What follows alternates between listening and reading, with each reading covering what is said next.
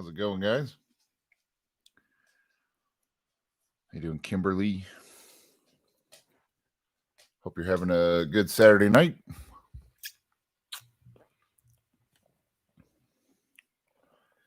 No, go away.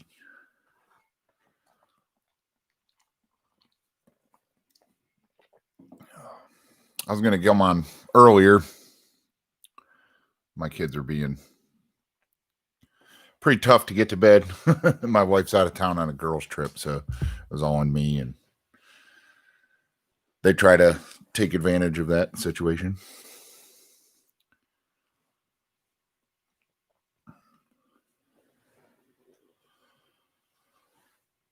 So, well, because this, gets saved as a recording. The one thing I wanted to talk about, kind of a broad topic, but obviously anyone that hops in, can direct my train of thought in the comments. But I wanted to talk about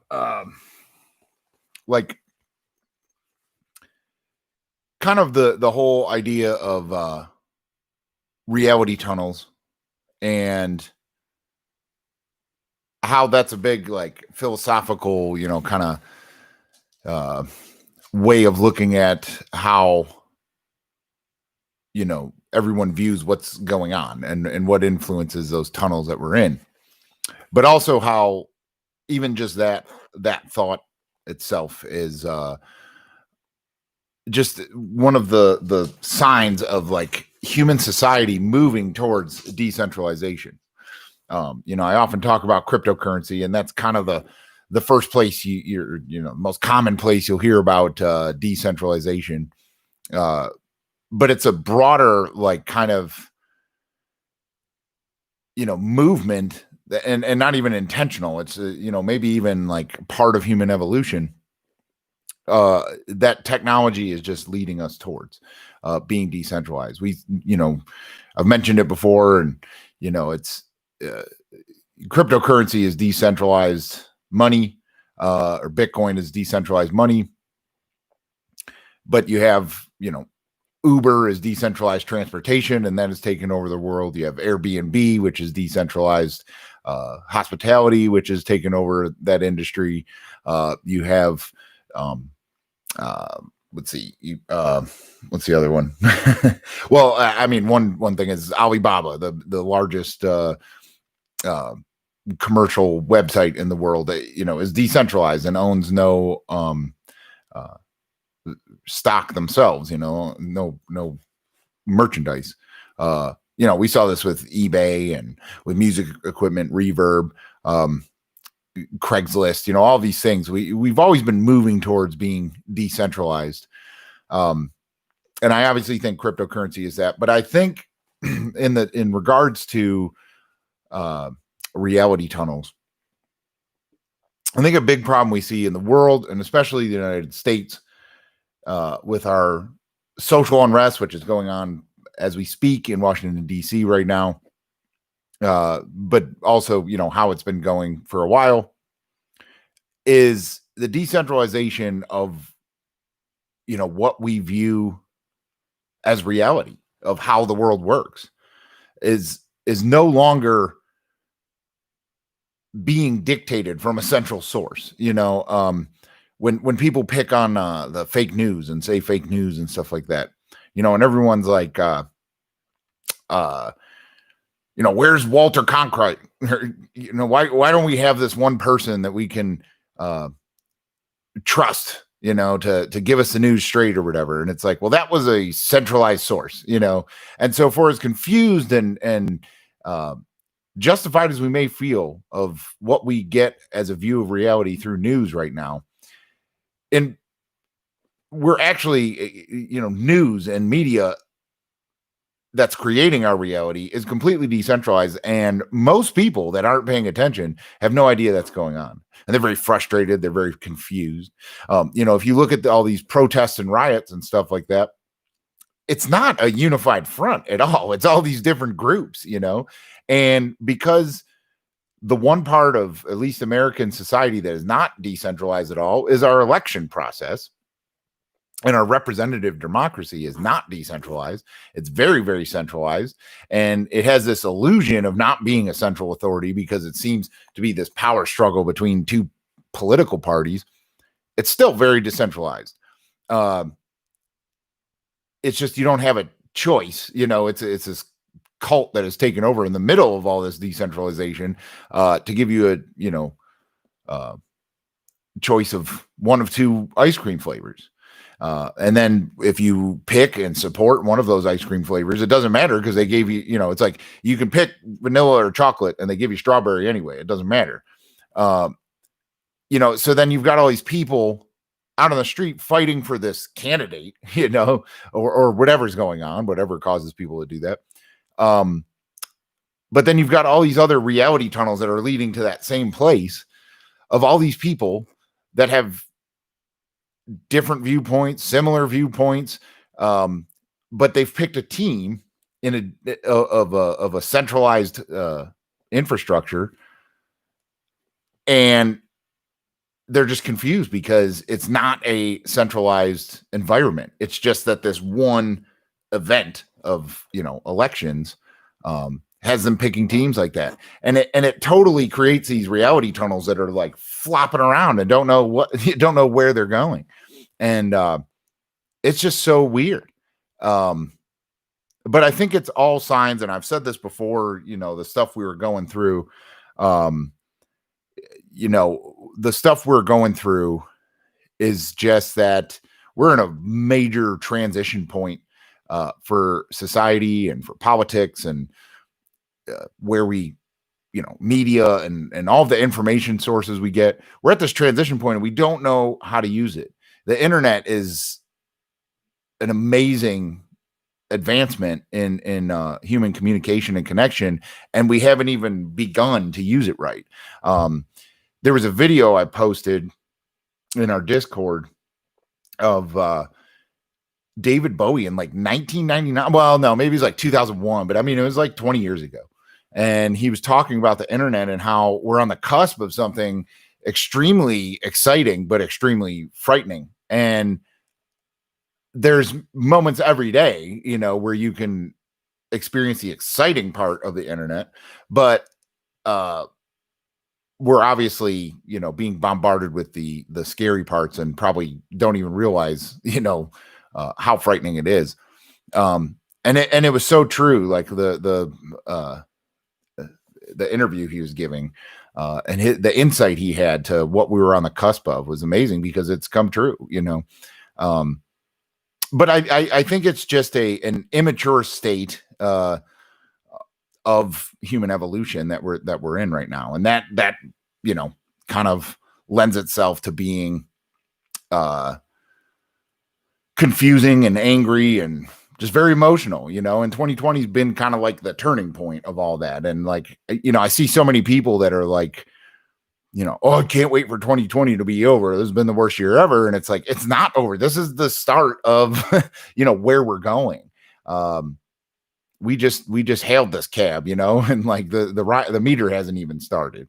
And so I think that's, one thing to keep in mind going forward with like, how we get through all of this stuff is to keep in mind, like we need to learn how to fucking steer this ship, like it's not going to go back to the way it was. Like, unless you really want to fall asleep, I guess there's going to be, a consensus reality that of just going back to sleep and going back to normal. But I think it's going to be really hard. You're going to have to be very, very ignorant in order for that to be the reality you take going forward. I don't know. I hope that stuff made sense. I had like a clear vision of what I wanted to say in my mind, but maybe not. Adam, what's up, man? Well, at least the Constitution leaves it to the states to legislate election processes, not totally decentralized, but at least not federalized. Yeah, that's one thing I definitely see and hope comes out of all this is, and I used to be a complete fucking statist,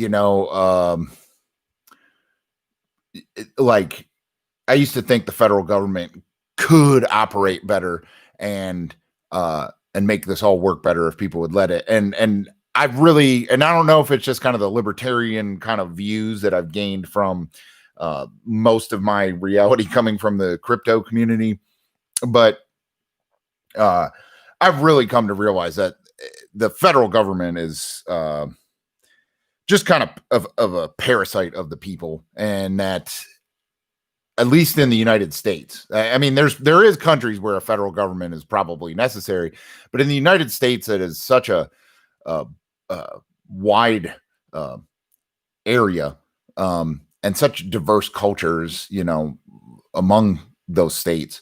The states really do have to have more power than the federal government, and honestly, I mean, I think this election has shown, like, I don't know, maybe the role of president isn't as important as we think it is, and we put too much value on that. And if you look at what has the federal government done that's really, if you take a look at the pandemic, where everyone like kind of is like, oh, the federal government bungled this. It's like, really, what can they do? Because it all came down to states. And if you weren't interested in your state and local elections, well, all of the lockdowns and public health stuff has probably really made you realize, like, I need to pay more attention to to who's in charge of my localities, So I don't know. I that's my only hope for all this politics nonsense going forward, is like people start to realize it's kind of bullshit, and we do need to like kind of take a more libertarian approach to things. But I don't know. I guess some people are seeing all this and they still have faith in their party, and they think that if their party was in control, then everything would be okay. Where I don't think that's what the problem is. There needs to be more sources of input into the system, thus making it decentralized. I've been screaming about needing a third party for the longest time. I mean, and honestly, in all reality, we don't need a third party. We need like 50 parties. We don't even need parties. I think the candidates can speak for themselves and be held accountable for themselves, and not have the party to fall back on. But that makes it too hard for people to be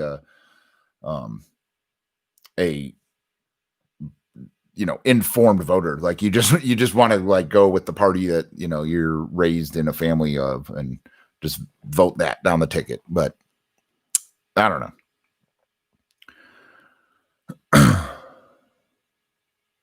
Yeah, the federal government, for foreign affairs. I mean, I also think the federal government needs to regulate environmental issues, that anything that can cross state lines and affect everybody.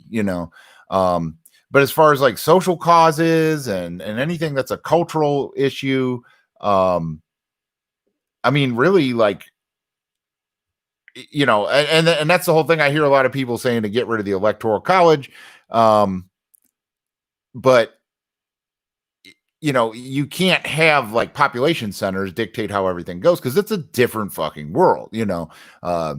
Brooklyn is a different world, a different fucking reality than Tuscaloosa, Alabama. I mean, and the electoral college is there, and it probably doesn't work the way like it should anymore. But and there's probably a technological, blockchain based way to make it work better. But still, if you're going to have an even representation of the presidency and Congress and stuff like that, like you can't just have the dense cities just bowl over the rest of the country.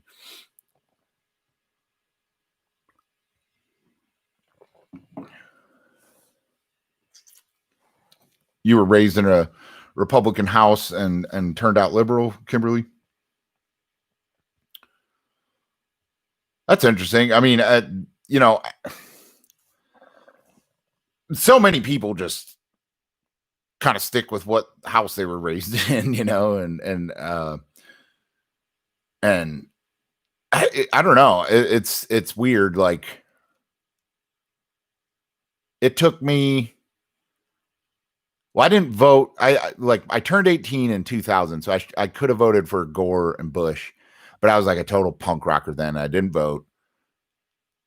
And then like my parents gave me so much shit for it and like rubbed everything George Bush did in my face that I ended up voting for Obama the first time. But I was really into that then. And I was like really into the Democratic Party then. And like my parents, like, you know, they're like true blue Democrats. And they were like, oh, okay, he's growing up now, you know, or whatever.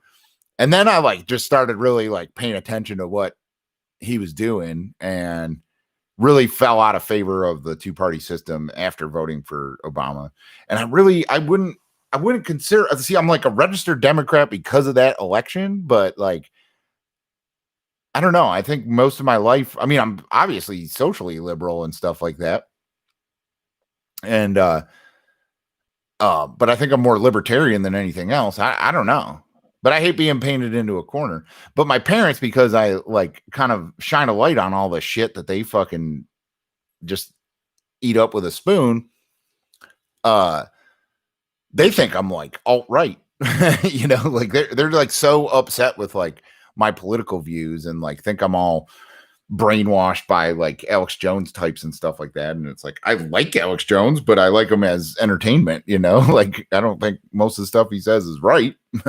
But it's weird, man, having different views from what you were raised. It's like a whole level of, you know, like subconscious guilt almost sometimes, which is probably why I don't know. I didn't mean to talk politics the whole night, but I guess it's hard not to right now. But you know, politics is always trying to pull me fucking in. And like, I really, yeah, it's why I like quit Facebook this year and stuff like that. Like, I just didn't even want to fucking deal with it, you know, but I can't see my parents right now because of how scared they are of coronavirus. So I have to call them every day. And every day it's like, I don't know. It's like a wrap-up show of whatever was just on MSNBC, and they're just telling me about it constantly and giving me shit about like, you know, thinking that it's not going to be any better if Biden wins and stuff like that. You know, they're like, oh no, Trump's the worst thing ever. And it's like, the man completely controls their life in a negative way. And it's just really frustrating to like, I'm trying to call to check in on my parents who don't see humans anymore. And, you know, like all they want to do is talk about election stuff.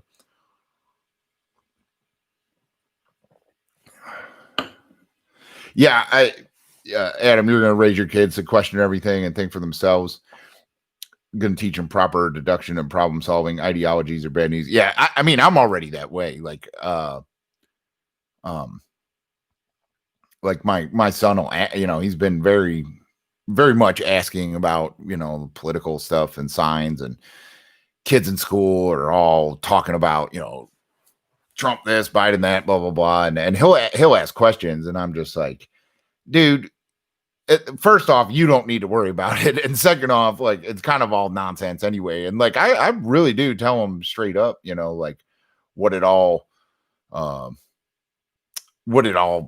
know, kind of is about, you know, and how I see it. But he definitely, you know, asks like, why do people not like them? Why do people, you know, and I tell them it's this two-party system, you know, and I was like, and, I've just seen it get worse and worse. And I tell them, you know, how it used to be and all this stuff and why it's so bad now. And, you know, like, I told him too, I was like, just the fact that you're asking me about it is kind of messed up. Not for you, but for like our system, because it's like, I had no idea any of that was going on. You know, like, I mean, I remember Reagan was the president when I was a kid, but I just, like you said, you know, fuck parties. I'm an American first. I just remember like, that's the president. He's the president. I like the president. I like being an American, you know. I had no idea that my entire family hated him, you know, like it wasn't part of it, you know. And if they did dislike him, it wasn't like it was constantly in the foreground of like their life and their reality. They, you know, Um, so they just didn't really talk about it, you know. I mean, they had like adult conversations about politics and like, but I wasn't part of that, you know. Um, so yeah, I don't know. We're in a really weird time where we're like they're just trying to like cram politics down people's throats, and that does bother me that that bleeds over into the you know thought process of our children because it's like they don't need to worry about that stuff.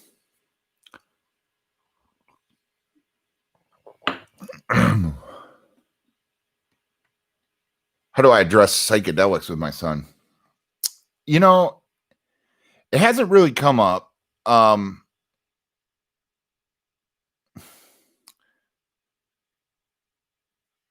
yeah, I mean, I think like he knows about there's something funny about mushrooms. You know, I think he knows that.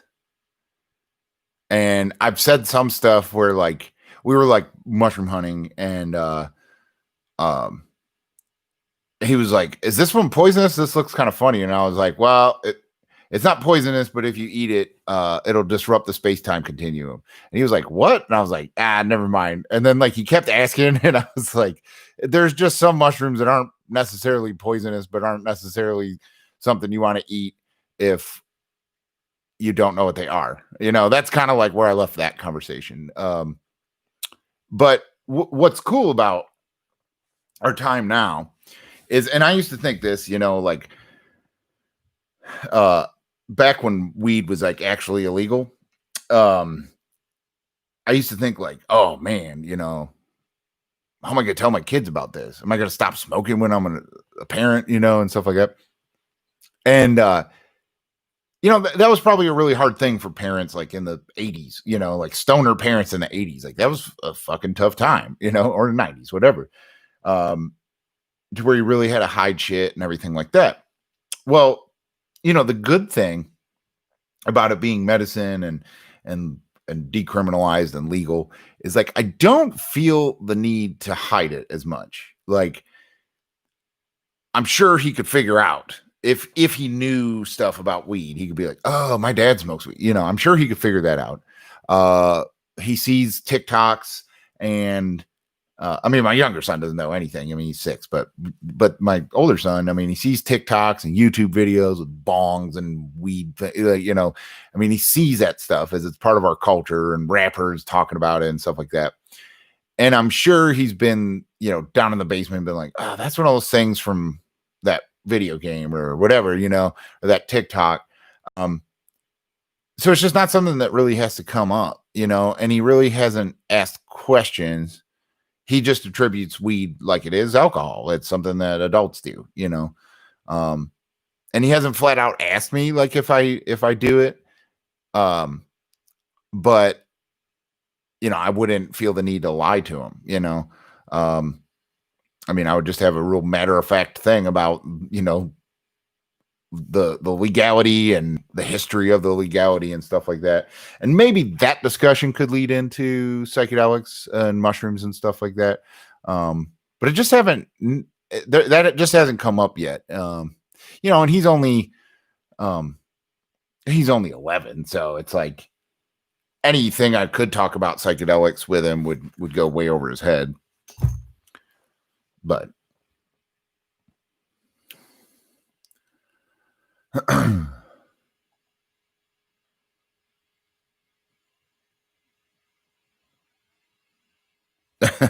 you have 4 siblings and you need to hide weed still. Yeah, I mean, some people. Well, you know, from a uh, family morality standpoint, obviously, you know, we haven't killed that stigma off. But I just mean like politically, you know, like yeah, even 10 years ago, you know, when he was a baby, like uh I was kind of worried about like the house smelling like weed with a kid in it or whatever. And just the other night, I was like making my cannabis oil pills in the living room, right? Like, or in the kitchen on the on the kitchen table. And like my younger son came in and was like, "What are you doing, Daddy?" I was like, "I'm just making my medicine." And he helped me put the caps on them and everything, you know. And I mean, the house reeked like weed from making the oil and stuff like that. It's like I don't care, you know. Um, I think we're past that point. We've crossed that threshold. Now, if someone really wanted to be a dick, like obviously, Child Protective Services doesn't feel the same way I do. But for the most part, as far as like, you know, them knowing that what that smells like and stuff like that, like I'm over that. I'm not worried about that with our current society.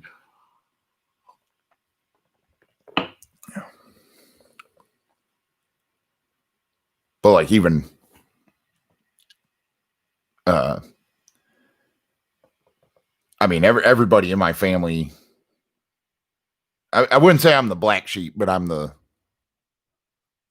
tie-dye sheep in my family, let's put it that way. And you know, we've been like hiking one time, like our whole extended family was hiking down at Red River Gorge. And some people were off on a cliff smoking weed and you could smell it. And my brother, you know, with like all the nieces and nephews were smelling it, like, is that a skunk? And my brother was like, no, that's just Uncle Rubin's friends, you know. Like, so it's like my whole family kind of knows, and it's not that big a deal.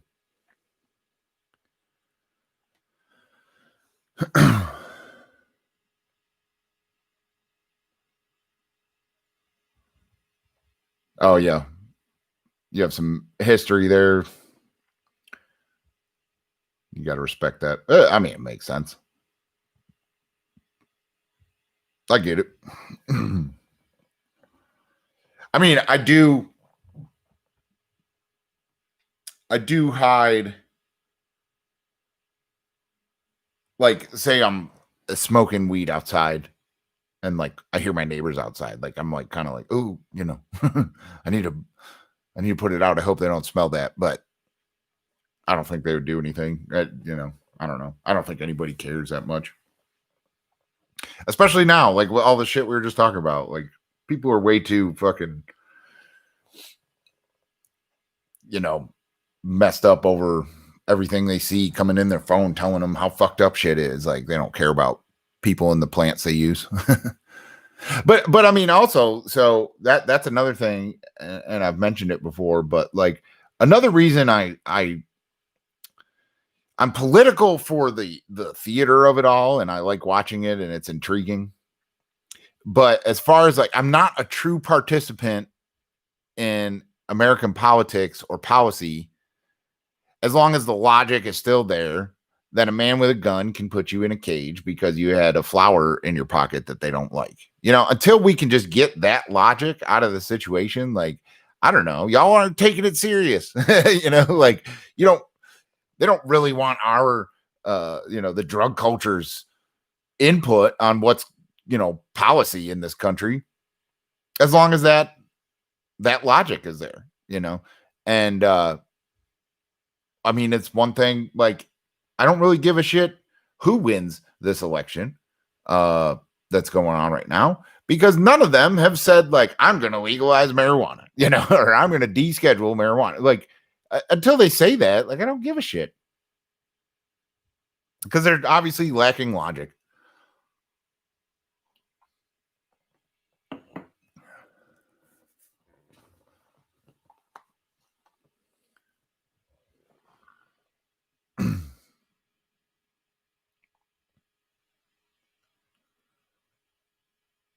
You've been smoking for 6 years, started fairly young, and they never accepted it. It's a block for them. I can't talk to them or anything, but they just can't. It boggles my mind. Yeah, hey man, I get it. Some people are stuck in their ways, you know. And in those instances, like you guys are talking about, I mean, respect is important, you know. Like, you need to respect your loved ones and whatever, and just be like, okay, yep. Like I didn't vote for Joe Biden in this election, but I have to respect my parents' like inability to understand how someone couldn't, and be like, yeah, I voted for it. Yeah, I hope that, you know, and so drugs are the same way. If you have to hide it and be like, yeah, I don't do drugs, I don't, you know, I mean, like there's some there's some battles that just ain't worth it, and if it's and it's not worth it if it's going to hurt someone you love, so I understand hiding weed. It's still fucking illegal. Like, you can't have that discussion until it's fully not illegal. Like, until the federal government can't put you in a cage because of the flowers that you like to smoke, you do have to kind of appreciate, or respect your family's morality around it, but I will say, once we do get that monkey off our back and weed is not federally illegal, I think you do have to have a serious conversation and put your big boy pants on and be like, listen, this is what's up, and then maybe you don't have to hide it so much. If you can show your responsibility towards it, or show that you're responsible with it, and have the backup of like, listen, it's not even illegal anymore. Maybe that's a new avenue to reopen that and revisit that discussion with loved ones that may not feel that way. Oh, and you live in Canada, though. Oh, well, I don't know. Pick your fights. Yep.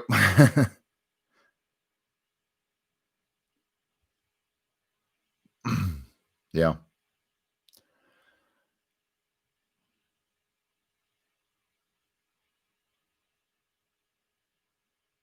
Yeah, you have the same shirt as me, messy. Yeah, I get so many like comments on it, and like, I mean, I know who Messi is, and I like him.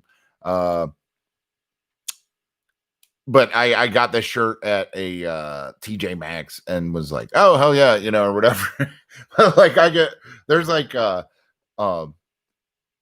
people always be like, they'll come up to me and talk about like a game that just happened, or Champions League and all this stuff. I'm like, oh dude, I like the color of this shirt, and it is super comfy. I don't know what the hell it's made of, but it is like one of my favorite t-shirts to wear.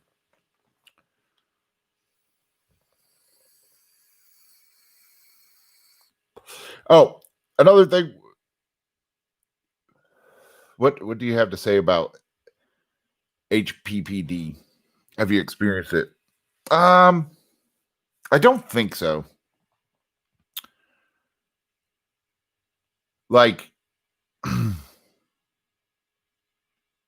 don't know. I guess it's hard to I mean, it's like any other mental condition. Like, reality is just reality to you, So maybe there's some people that would read about HPPD and be like, oh yeah, back in this time, you definitely had that or whatever. But I've had, like, there was a moment, and I may have been right too, where I believed that like this certain batch of mushrooms had like a spirit in it that didn't like me or my lineage or something like that. And then every time I microdose, I was in my head that like mushrooms like didn't like me. And it really messed me up for a little bit. But it also led to me like having a lot of realizations and like changing my life a lot and like leading to everything, like a path that I couldn't imagine not have taken. But like but other than that, like, it wasn't a problem at the time. It's just like I thought like shit's weird now, But people were probably talking about me behind my back, like, man, he needs to stop eating mushrooms every weekend. Like, he's pretty fucking weird, But and I don't know if that's technically HPPD, but yeah, I don't know. I don't think I've experienced it. But I will say, like, I think a lot of it is just a trip that has not been fully and properly integrated yet. Like the psychological problems that can arise from that, from not integrating. Not having, like having a difficult trip, but then not integrating, at least if it was difficult, that can be what ends up being considered HPPD.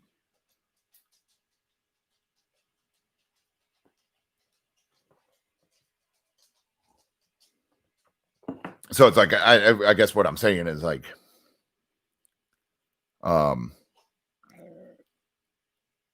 that integration is often not valued as highly as the experience itself. And a strong experience can need some legitimate integration, and a lot of times that doesn't happen. If that makes sense.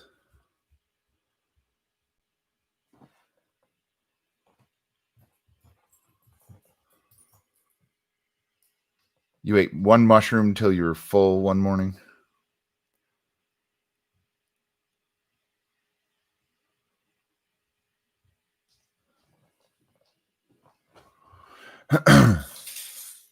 Oh, like you just kept eating them till you were full of mushrooms? Do you think most negativity is just people working themselves up?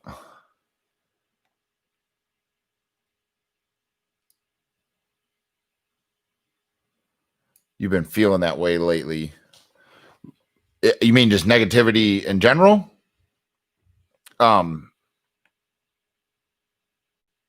Like towards like what's going on in the world and stuff like that?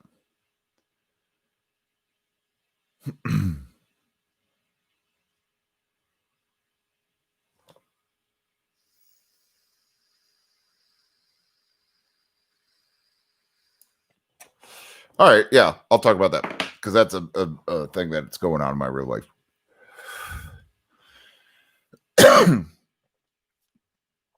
Negativity is the absence of gratitude. Like feeling negative about yourself, about the world, about what's happening to you. It just means you're not living in gratitude.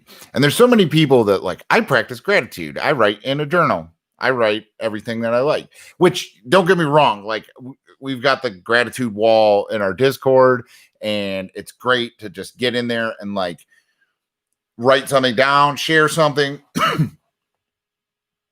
But the thing is, the way that I use that is when I need to refocus myself to be living in gratitude at all times. The overall view is like, holy shit, this is awesome. Like I'm on a rock floating through a vacuum that circling around an atomic explosion in the middle of infinity. And the chances are, like if something can be blinked into existence, the chances are in this universe that they will be somewhere that doesn't have broadband internet and awesome trees and dogs and weed and politics and stuff, and so like it's to try to always remember your place in the universe and just be grateful. And then also always think about like when something bad happens to you, to be like, man, a lot of bad stuff's happened to me and this too shall pass. And I know friends that have had way worse happen to them. And like, my mind always goes there. I like maybe in the moment I might have stressful times or whatever, but it does not linger, and definitely psychedelics, definitely weed, definitely meditation. All those things have helped me formulate that kind of view, but it's really, and it's probably the meditation the most, to be able to be like, to catch your emotions and be like, no, I don't need to feel that way about this. Or later be like, I don't need to hang on to that. It's over. And a lot of negativity is that. Now and that's negativity towards yourself, towards your own situation and stuff like that. And I've really gotten rid of that. Like, I have down days. Don't get me wrong. And I probably should, make videos for YouTube to document those, when I'm, having a down day, just to show you I'm not always motivational and positive. But I'd say most of the time I am. Like most of this year, I've been on a pretty good streak. Like And I don't know if it's just because a lot of stuff I've always talked about is coming true in 2020, but and I've actually heard that mentally ill people are probably having, a lot better year than most people. So maybe I'm mentally ill. I don't know. But like I've had a very positive, awesome year. I like love my job. I like my family's having kind of a tough time, but I'm like always there for them. And it's I don't know, just like I just totally shifted my perspective to being like, thank God I'm alive, And the biggest shift in that has been like when I started meditating and being aware and observing my thoughts, observing my emotions. And then also, like I mentioned, psychedelics, an ego death does that. What's the first fucking thing you think, like, once you're finally, starting to come down from the peak of like an ego death mushroom trip is like, oh my God, thank God I'm alive. Like you're kissing the ground you're walking on because it's amazing. Having that experience kind of, it's almost like a near death experience, or it is a death experience. I don't know. But it kind of makes it hard to really like be very fatalistic about bad shit that happens to you going forward from that point. Cause you're like, I've fucking died. I see what happens. It ain't that bad. So who cares? And so like, that's really helped my positivity. And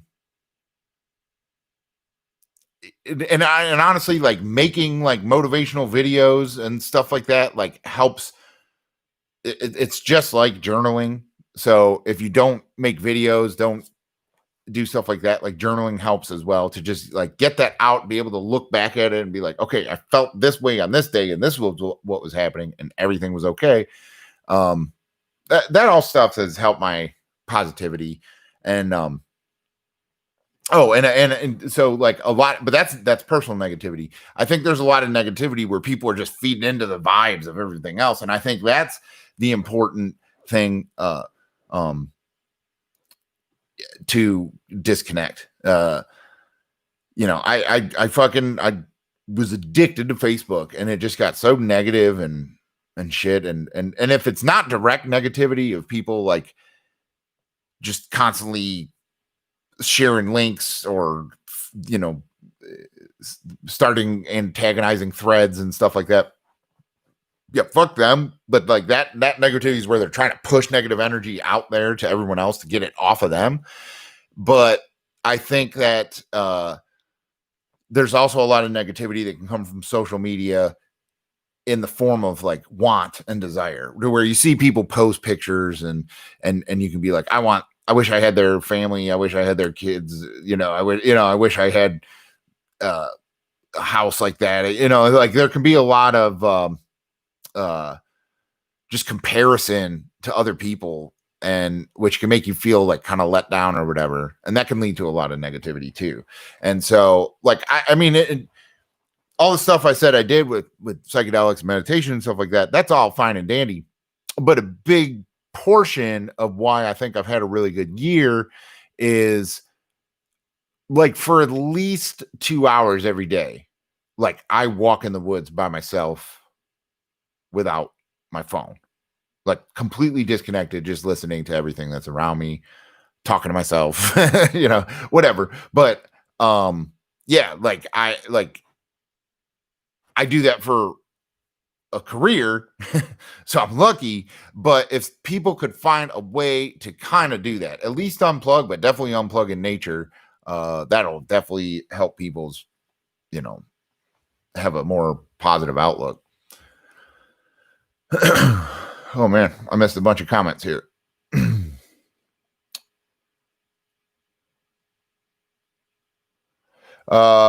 Going back,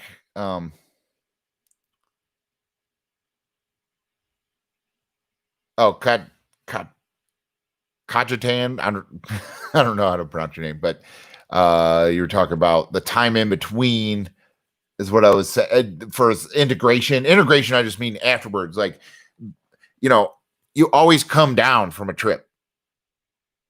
You can't trip forever. No matter what people think tripping is or what you experience on that trip, everyone comes down. And integration is just being like, okay, how the fuck do I go to work on Monday now that I've been to another planet and talked to a machine elf, and so integration is like figuring out what that all means, what it means to you, if you should do it again, whatever, it's just answering all those questions, usually with someone else to bounce that off, as a therapist or philosopher or whatever. Meditation and stuff like that can help with integration.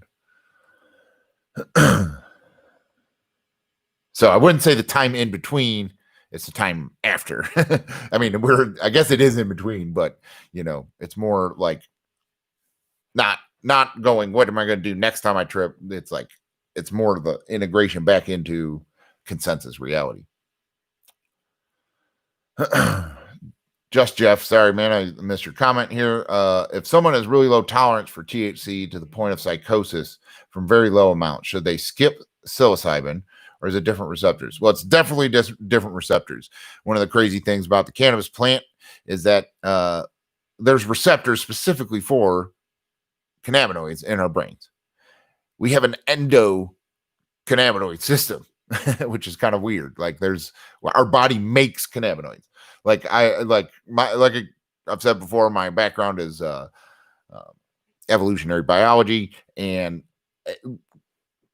I think that cannabis has been a part of human culture for almost as long as we've been humans, and our brain has just grown with it, and there was a short period of time, which was in all of our like lifetimes and direct lineages lifetimes, where power structures and centralized power structures had some sort of advantage to make this plant forbidden. But that is a small fucking fart in the wind of the time that humans have used cannabis and been taking it into their bodies, and our brains have just evolved with cannabis. So anyway, as far as receptors, they're totally different receptors. Although mushrooms, I would say, are the same thing. Like mushrooms have grown with us all along the way, and they've only been illegal or misunderstood for a very short period of time. But if you have low tolerance for THC to the point of psychosis, I would not skip psilocybin, but I would start kind of small. I would try microdosing first and see how that works, and definitely start with like 0.1% or 0.1 grams, and do a microdosing regimen for quite a while. I would say, do the whole James Fadiman thing, which is several months, and give that a try and see how that goes. And then after you do the microdosing, try weed again. It's sustain from weed for that time. And after the microdosing, try weed again and see if you still have the psychosis. I would be fairly certain that you wouldn't. I think during the microdosing, especially if you try to institute some other, wellness type stuff, try meditation, try, messing with your diet, make sure you're making yourself more healthy, then try the weed. I would be willing to bet that you wouldn't have the psychosis. But if you still did, I don't know if the microdosing went good, I would add on, some dosing and just kind of step it up. I think it'd be all right. And I'd be definitely willing to bet that once you had a, potentially breakthrough trip, I don't think the THC psychosis would be there anymore. But on the topic of THC psychosis, I would also recommend checking out Delta 8 THC. It's a cannabinoid that is like a really small amount in cannabis, but you can convert Delta 9 THC, which is, the common THC that we talk about. You can convert that into Delta 8, and, with how stupid our drug laws are, Delta 8 is not illegal, and it's treated like CBD. and you can just buy the cartridges for like $15 online, and they get you high, but it definitely is a different, less paranoid high. And so I think people that have like kind of a psychosis or a hard time or anxiety with weed, I think they should definitely give Delta 8 a try before they really like swear off THC.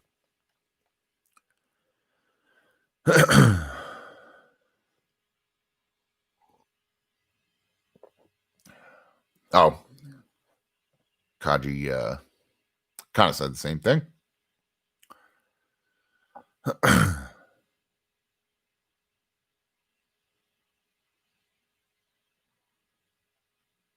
Oh, well, to go back to gratitude, I'm sorry, I'm way behind it here, I think, but I'm Maddie flying. Oh, I'm a die flying. How do you force gratitude? It's hard, you know, like, I don't know, man. I saw that movie, The Secret, which is about the book that, Oprah likes and shit like that. And that's a big component of that whole law of attraction kind of outlook on stuff. That I don't do the vision boards and all the nonsense that they, or they say in there, like, whatever you want in life, you just sit there and think about it and manifest it. I think partly that's true, but I don't think it's as easy as people think. And, everybody lies to themselves. So it's like, I don't think a lot of people are really going to do it as maybe as powerfully as you need to do. But the gratitude part was what stuck with me. And the whole, like, the universe is a waiter coming to your table, and whatever you focus on, whatever you tell it you want, that's what it brings to you. And, I just realized the more like pissed off I was, the more stressed out I was, the more pissed off, stressed out type stuff would happen to me, and the more happy I was, the more and this is a big thing. Nature's the biggest thing for me. The more I appreciated like a nice day or a nice ecosystem, or whatever, like the more I appreciated like a natural thing, the more my life formed around like opportunities coming to me to work in those environments, to be able to enjoy them, I mean, for the last 12 years, the last 15 years, I have worked every day in the change of every season, if that makes sense. Like I've worked outside for every day for 15 years is what I mean. But being aware of like the plant life around me, the weather, all this stuff, and so it's like a snowball. It's like the more I focused on, like, I really do like that. That's what I want to be. Like, it just was easy. It just comes at you, and gratitude is the same way, where it's like the more you're like, this is awesome. I'm so grateful to be alive right now and to have this moment and stuff like that. I just have more moments like that, and it's all awareness. It's all awareness, but where the energy, where you focus your energy is what echoes back at you, and the first step towards living in gratitude is the hardest, and that is a step you have to force, but it becomes like a well, why the fuck not situation, like so many people will be like, oh yeah, what the fuck is there to be fucking happy about? And you can be like, you woke up this morning. That's the first thing. If you're awake right now, you can be grateful for something, and then just start from there, and so I'd say, yeah, to answer your question way back there, yeah, how do you force gratitude? That's how you force it. As you say, be grateful you woke up today. Go from there.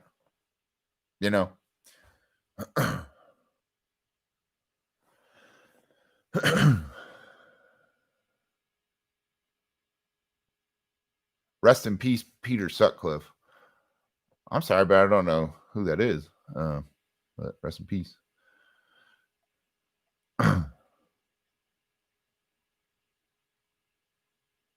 Yeah, keep hanging on to thoughts.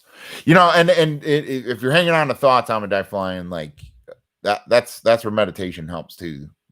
Start working on that.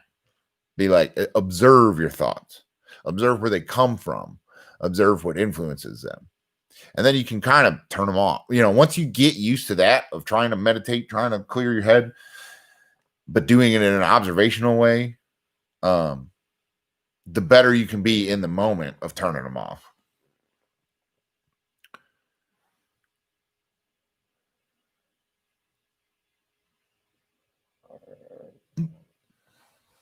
You wish you had woods nearby. Yeah, well, I mean, everybody's got to live near some woods, Be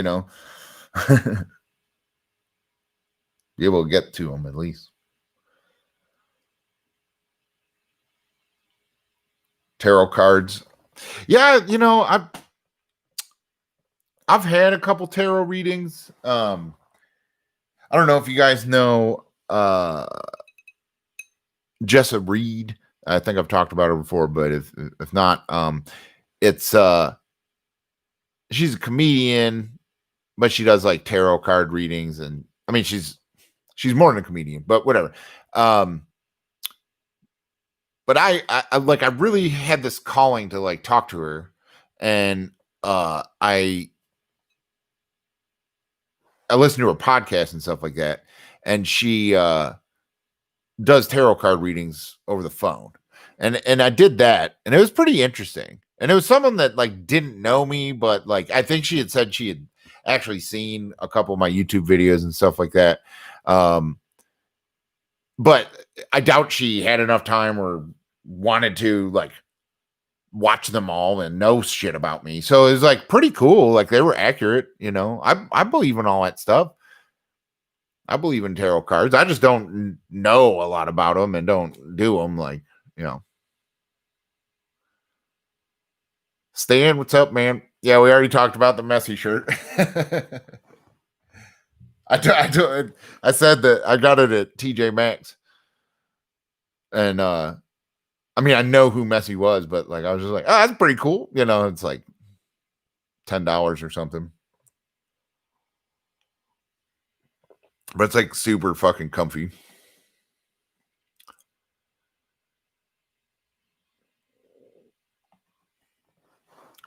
Oh, you live in the desert. The desert is the one ecosystem that I've never experienced. I do want to go to the desert. I really like, a lot of people have like a lot of bucket list stuff in big cities and stuff like that, like for travel. One of my bucket lists is Sedona, Arizona, and it's because of all the like energy, like new wave stuff there, and like, I mean, the pictures I've seen, it looks amazing. But that Joshua Tree, I really love the story of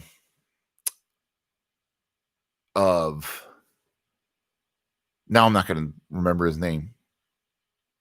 Graham Parsons. Graham Parsons. Graham Parsons was a psychedelic country music guy, and he had a deal with his roadie that like whoever died first, they would take their body out to Joshua Tree and burn it, and he did, and his roadie had to steal his body from the airport and take it out to Joshua Tree and burn it. It's a crazy story, and there's a really good movie about it with Johnny Knoxville. But anyway, that whole story, when I was reading about that and really getting into Graham Parsons and stuff like that, made me want to go to Joshua Tree. So those are the two like desert areas that I definitely want to go to at some point. I don't think I could live there. I need like forest and snow and shit like that.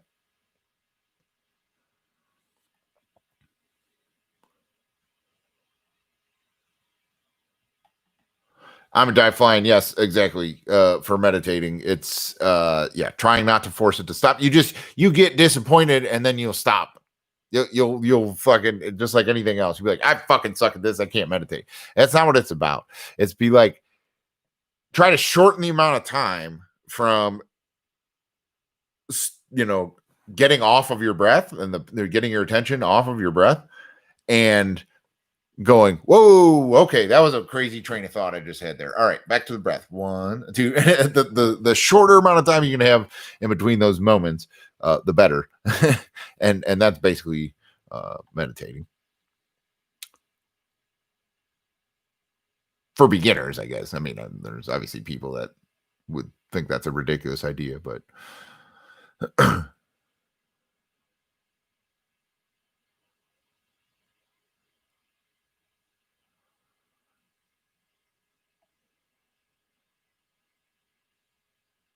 yeah. Where in the desert have you been, Stan? I mean, I've been in some like high desert stuff, like that I guess would be considered desert in like Colorado, but I guess I'm talking more like Southwest or like, you know, real desert peyote land kind of stuff.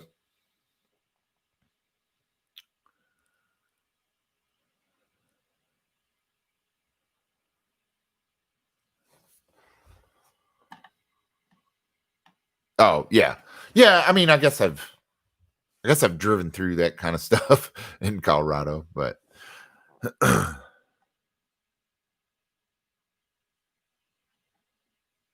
yeah. No, I mean, I want to get to that Four Corners area too, I guess, and really see the whole Southwest and Grand Canyon at some point. I've flown over the Grand Canyon before, and it's amazing. Uh, but yeah, New Mexico, all that. I mean, it's cool. I can never live there, but I definitely like need to visit it.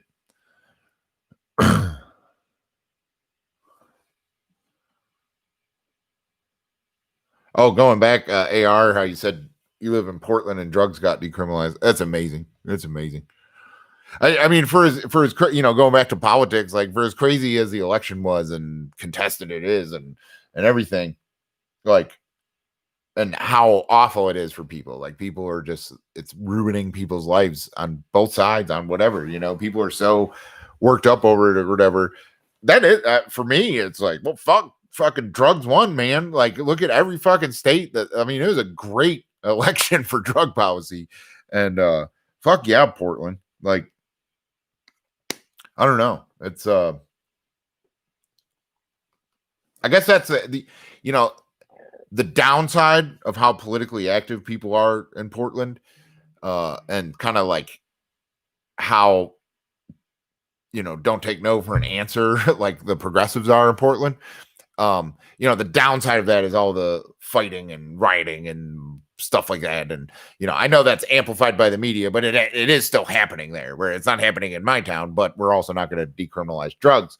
But it's like the positive side is like, you actually get policy to be logical.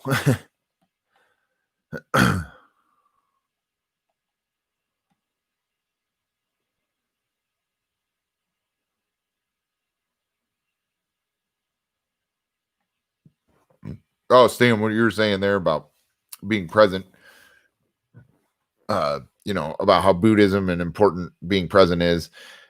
Um, it is. It's and I think I can't remember if it was like a live stream that Kenny tonight was talking about, or if it was on one of our episodes, but like that the thing he said of like, the only thing that's real, that's physical, is right now. Everything else is in the past, or the future. And that's been a big thing for me, for like being living in gratitude and having a positive outlook, is that like right now is happening, but it wasn't guaranteed. Anything could have happened at any moment for now to not happen for me, for I. And also, there's no guarantee that there's going to be anything past now. At any moment, something can make this the last now there is. And like that's such an aha moment to really grasp that idea. It's such an aha moment that is life changing. Um, and to always, come back to that like centering thought. I've had that thought meditating so much and like in the float tanks, which I fucking need to get back to, man. God damn it. I was thinking that the other day, like once they shut down for the pandemic, I know they're open again. And I just like that's one thing I haven't, gotten back to. And I've had that thought in there so many times, where it's like I could fucking, I could open this pod up and like a bomb went off and everyone's gone. Like nothing else. Like life is not guaranteed outside of this moment, And the pods really help you be in that moment because they lock out everything else. And the further you get away, the further you get your awareness away from the moment, the more likely your awareness is to be influenced by the past or the future. And the past is gone and there's nothing you can do to change it. And the future is not written until now. And so anxiety is the worry of a future that doesn't have to happen. And depression is worry about things that you can't change, you can't control. You can only learn from them. And that's so being present limits the influence of the past and the future. And so that's just like kind of like what I try to do. I'm constantly trying to bring myself back to that of being present and being in the now. And a lot of that, obviously, I wouldn't call myself a Buddhist. At one point I kind of like did, but it was just childish. It was like, yeah, I got a tattoo of Buddha on my leg, like that was it. I've got this book by the Dalai Lama that I've actually never really read past a couple chapters, but I carry it around and act like I'm an intellectual because I have it, like that kind of thing. Like that was about the level of Buddhism I was, and Buddha statues and all of this stuff. But I know enough about Buddhism to be like, yeah, that's what they mean. That's the detachment that it takes to be Zen. Is just being present, being now. And like, that's the ultimate goal of meditation, but it's hard because that's a complete opposite. That's the antithesis of modern human reality tunnels and media influence and all this stuff is just this fucking like, hey, look at this. Hey, look at this. Hey, buy this. Hey, you see what this fucking dude did? Blah, blah, blah. It's just like all day unless you shut that off, So it's hard.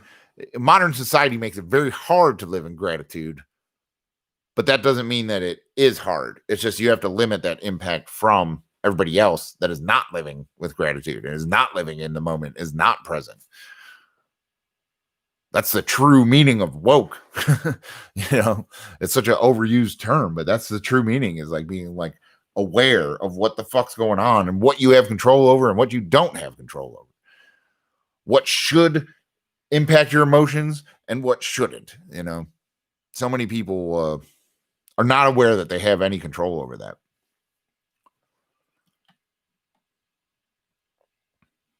Be here now. Exactly. I mean, that book did a lot for me, to formulate that, that's a book I love to just fucking have by my bed and just like flip it open and just like read like the page I open it to, that's what I like about that book. Float tanks, man. Yep. Float tanks.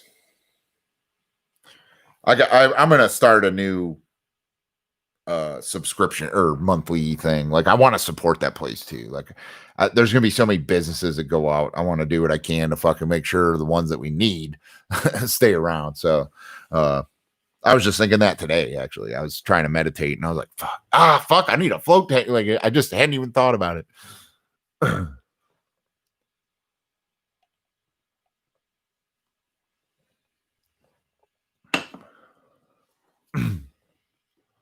Yep, exactly. AR. I mean, you're steering this ship.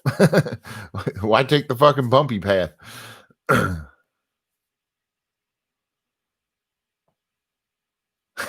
You like the breakup weed on Be Here Now? I think I think Ram Dass would approve that message.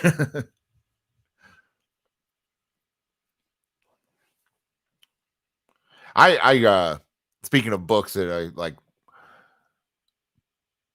never read, but pretend to.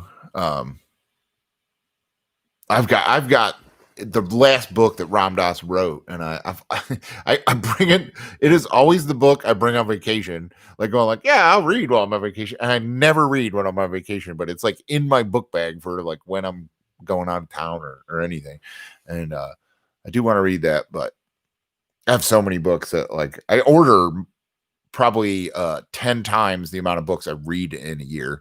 I order about 10 times that in a year. Um, there's so much stuff I want to get to, but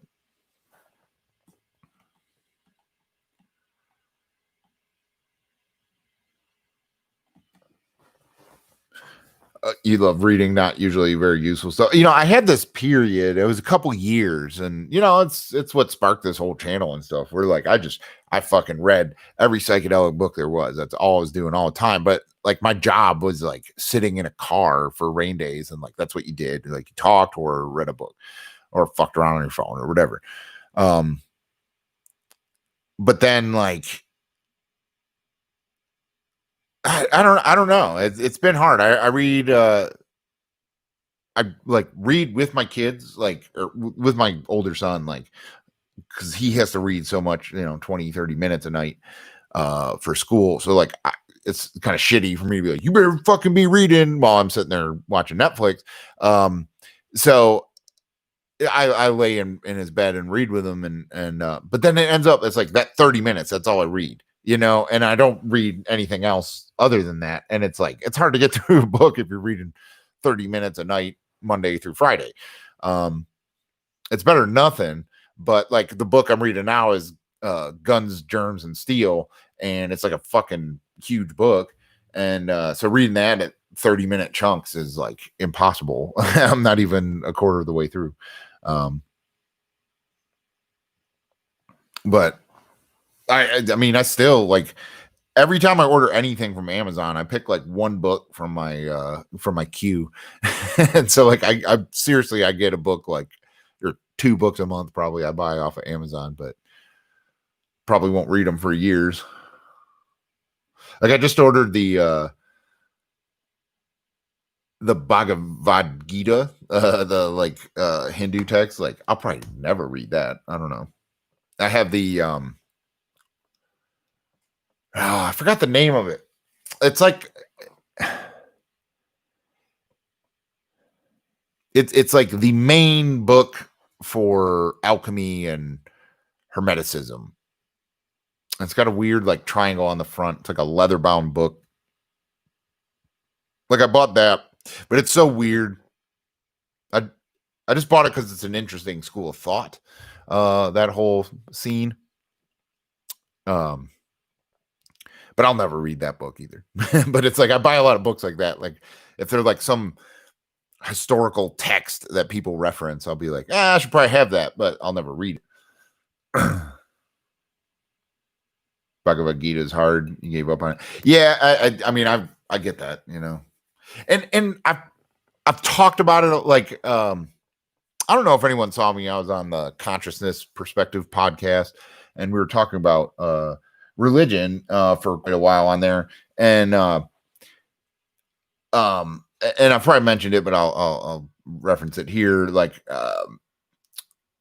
most of the electives I took in college, when I just needed to fill, one slot with a class, I always took philosophy and I always took religion in the philosophy department. And I took a world religion course. Well, I took one in high school that actually taught me about a lot of different religions and went to like I went to like a Hindu service, I went to a Buddhist like all these different temples or religious uh places of worship. And partook and witnessed, all these different religions. So that always gave me like kind of the interest in it. I read a book called The Religions of Man by Houston Smith, which bizarre enough, but like I had this book. I actually stole it from my temple, from their library, and just always had it like in my box of books. And as I moved around as a vagabond in my younger years, and but one of the books was this Religions of Man by Houston Smith, and I read a lot about it after taking that class, and I was very well versed in like other religions and stuff like that. But it turns out, and I didn't know this at the time, that Houston Smith that wrote that was actually like an undergrad that was involved in the whole Timothy Leary, Ram Dass, when his name was Richard Halpert, Dr. Andrew Weil, all these people that like I was into Dr. Andrew Weil for wellness and nutrition and stuff like that. My parents were always into him for some reason. I knew who he was. I in high school and for quite a while in my 20s, I took like some vitamin regimen that he sold from a website or something that my dad paid for the subscription for because he really thought it was good to take and stuff like that. So I was always into Andrew Weil. There was Houston Smith in that book. And then as I got into psychedelics, I found out all those fucking people that were in this thing, like their whole trajectory in history started at the same moment in time in Harvard in the 60s around psychedelic mushrooms. That's an insane fucking synchronicity that's taken like 30 years to unfold. Well, 25 years to unfold for me. Why was I talking about that though? But in the religious class in high school, in that book that I read, and then in college, I always took these religion classes, and I like the first religion class I took was world religions, and it was this fucking awesome teacher, and the textbook was Religions of Man by Houston Smith. And I was like, holy shit, I actually already own that textbook. And the professor was like, really? That's kind of cool. We should talk after class, and then I ended up talking with him after class every day. And it was a summer class. There was only like 8 people in the class. It was it was just a very formative summer class that I could take.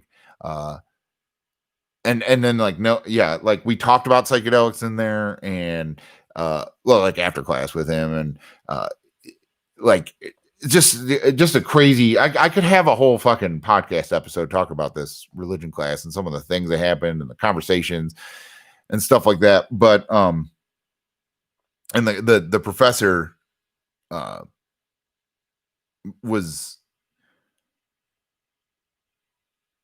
I don't know, a very influential person on my personal philosophy, and a very fucking interesting character that, I mean, there's way too long a story there, but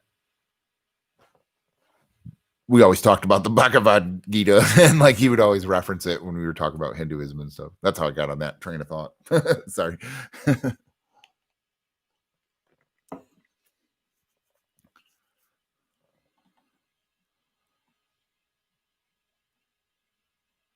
Paradiso by Dante is your all-time favorite book. Is that like, well, is that a different book than Dante's Inferno?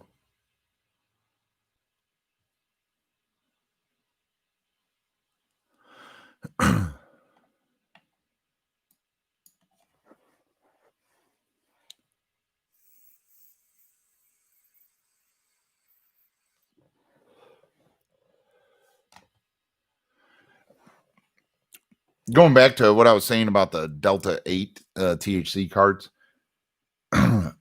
as a kind of a review of them, and it may be the ones I got really bunk, but they're like really harsh to smoke them, because I'm realizing this is like a regular, well, probably bootleg, but regular THC card, and it's I'm realizing, because I've been doing the Delta 8 ones, that like this is much smoother.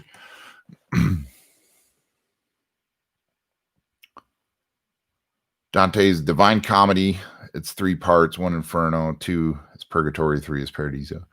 Yeah, that's something I need to revisit. I think that whole Divine Comedy, like, it seems like a very, at its core, like, kind of really cool psychedelic book. Um, I know it's referenced like so much and everything, but I don't think I've read it. I've talked about it quite a bit and probably reference it myself, but I don't think I've ever read it.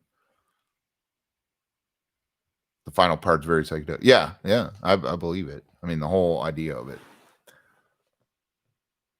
I mean, even the term divine comedy, like, if someone, well, I wouldn't say it's my first instinct, but if someone asked me, like, how has psychedelics changed your view of, like, life? How has it changed your view of the eternal answer of, like, what's the meaning of life? Uh, like I said, it wouldn't be my first go-to of what I thought if someone asked me that. But um, if the answer that it's a divine comedy, that is definitely something I would come up with. It's a divine comedy. Like, it's a fucking ride. But at the end, like, all the bad, all the good, all the synchronicity, everything that makes up the human existence, like, at the end of the day, it's all funny. you know, like, uh I don't know. Sense of humor is like the most important, like, sense we have as humans, almost. Um, and that seems to be, even in death and destruction, at some level, it's like there's some level of understanding you could get to where you could laugh at all of it. Uh,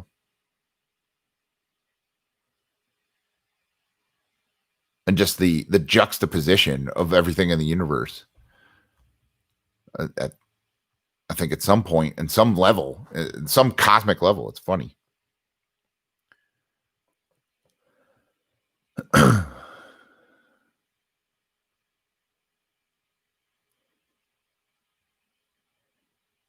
Oh yeah. Hey, thanks for popping in, Kitty.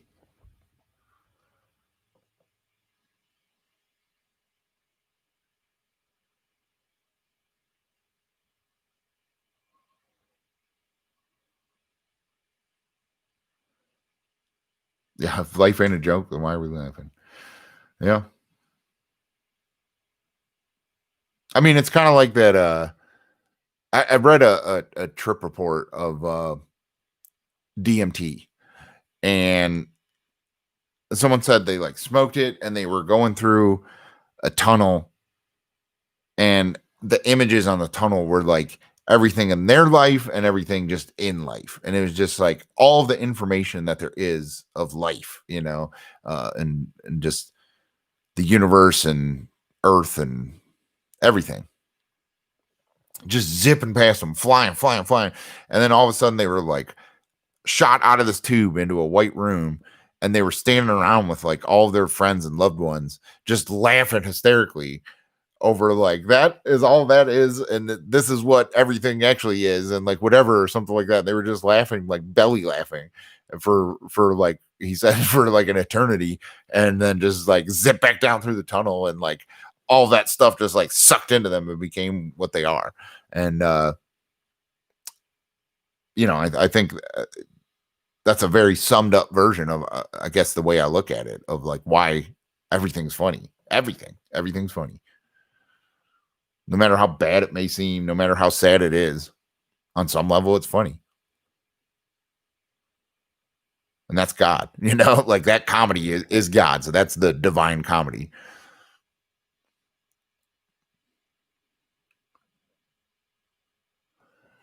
It's this part that stuck me so hard, and my heart and my will were being turned like a wheel by the love that moves the sun and the stars. Yeah, that's pretty deep. That's the other thing. everything is love, and that like that's the whole like kind of blissed out feeling you can get with psychedelics and altered states of consciousness of that, like just like feeling love. And that in turn is gratitude. Like that goes back to what I was saying before. Like the more love you can have in your life, the more love you put out into the universe, you know, um, the more you're going to be basking in that, just being in the vicinity of the love you're putting out. But also it's like the more people put out, the more love there is. And that's the closest to whatever creation is that you can get is love, you know, whatever created everything, whatever energy, whatever force, whatever intelligence created everything, whether that's God or Jesus or Yahweh or what, whatever fucking letters you want to attribute it to it. Why would it make all this if it didn't love it? Why would it not put love as a component that ties it all together, And yeah, so I think we can focus so much on the opposite of love, whether that's hate or fear, that maybe that's the kind of divine comedy is that in the end, like none of that stuff's real. It's all just love, and we focused on the wrong thing the whole time. And that's kind of funny, we only have so much time and we've been fucking worrying about not love when we could have just had all the love we want.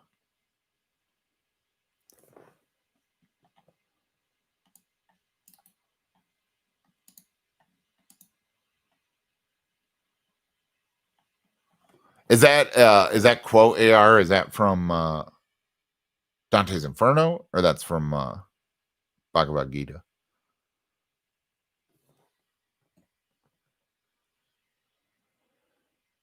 Oh, from Paradiso. Yeah, I'll probably order that book and read it in a few years or something.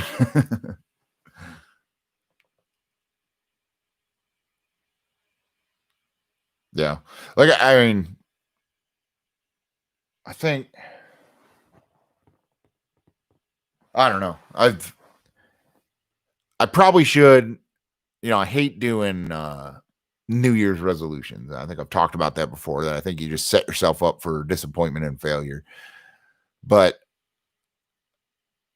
definitely next year, I need to like get more into reading and less, because I read a lot, but it's all, internet stuff.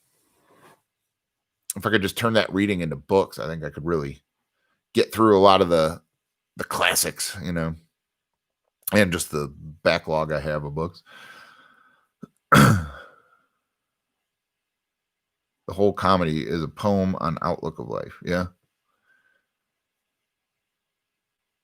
And that's what's psychedelic about it. Like that's the core of psychedelia is like what's your outlook on life. Next year, smoke DMT.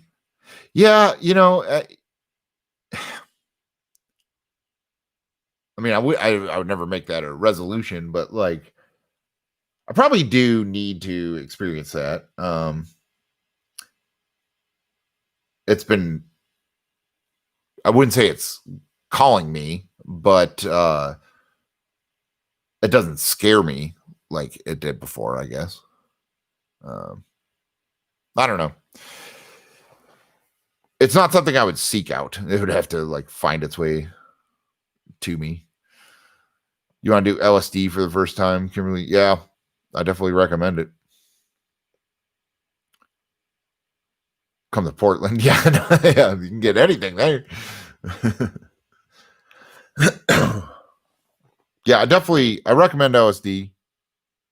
It's different from mushrooms for sure. I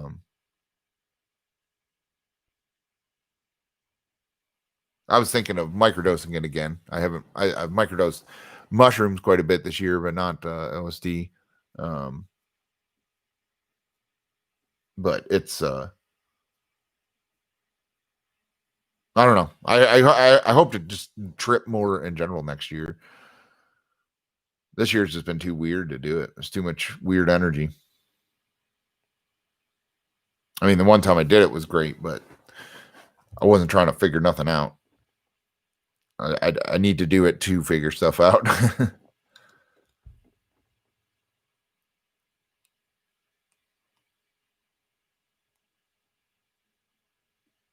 Oh, yeah. Oh, did you post a picture on the Discord? Like it's like a nasal spray that you have.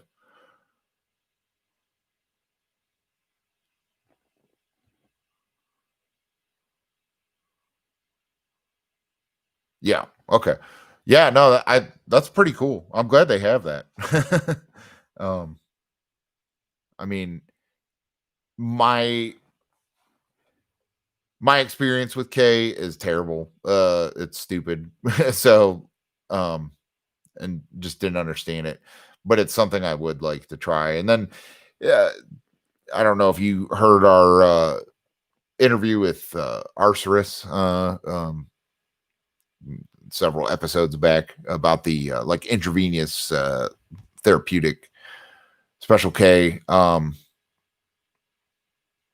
It's it sounds pretty cool. You know, it's not. I don't think it's something I need or would seek out or pay for since it's super expensive. Um, but the nose spray, I think, would be interesting to kind of be able to, kind of adjust your dosage. I guess maybe I don't know.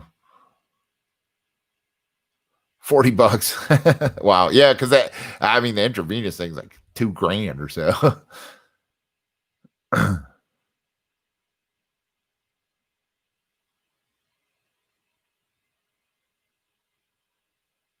Yeah, I because that's the thing with Kate. Like, there's like a sweet spot, um, and then once you go over that, it's like a negative experience. Was always my kind of go with it, but I was never measuring it. I don't know what that dosage would have been. Like, I fucking made the powder by cooking a vial that my ecstasy dealer stole from a veterinarian he worked at. I mean, like, cooked the stuff in a Tupperware dish in a microwave in the dorms, and then just like snorted the powder in different amounts, but never weighed it out or anything like that.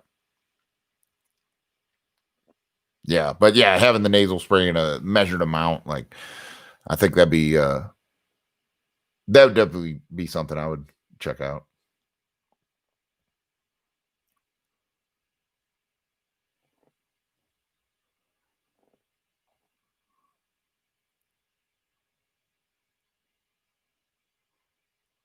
Yeah, yeah, you know what you're getting into. You do whippets with the nose spray.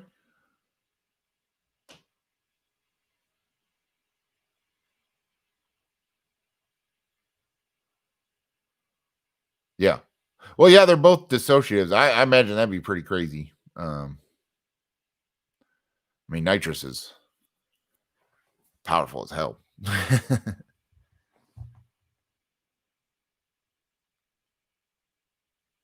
Yeah. Oh, I bet that's pretty good. And if you did that in a float tank.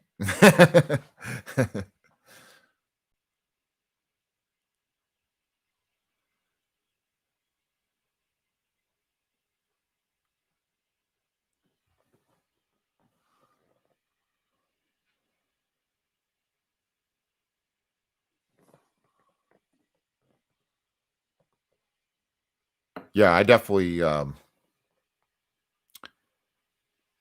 a big proponent of nitrous, as you all know.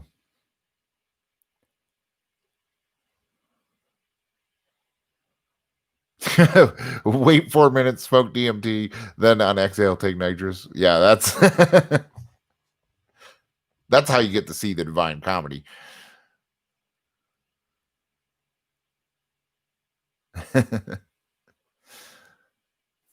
Well, All right, shit, guys.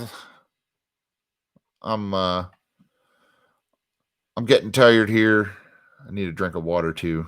I've been nursing this drops out of this drink for a while. But thanks for tuning in. Thanks for taking part in the chat. We'll try and get some more podcast episodes out to you for the end of the year. And I think we'll probably do like a, Stan and I live stream, not on New Year's Eve or something like that, but end of the year. So stay tuned for that. And stay safe. God's blessings with everyone. Stay safe, stay sane, stay weird. Thanks for helping find the others.